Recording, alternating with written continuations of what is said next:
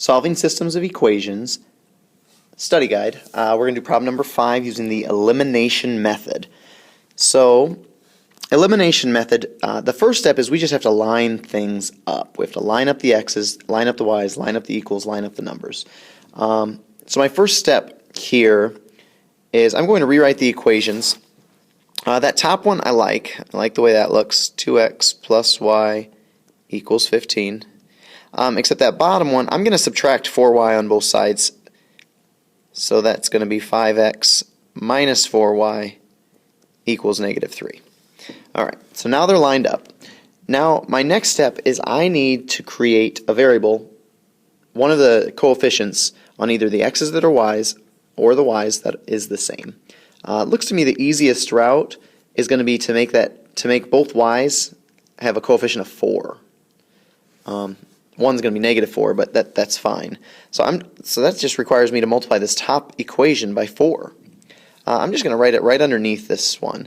So that's going to give me 8x plus 4y equals 60. Okay? So now that I have two variables that are coefficients that are pretty much the same, since they're opposites, one's negative 4, one's positive 4, I'm going to choose to add them because that cancels out opposites. So 5x plus 8x is 13x. Those cancel. Negative 3 plus 60 is 57. So then I divide by 13 and I get, and I'm just going to round this to the nearest hundredth here. I get x is 4 3/38. So again, I have to go back and I do have to plug that in to one of the equations and solve for y. It doesn't matter which one. So I'm gonna do that mentally. So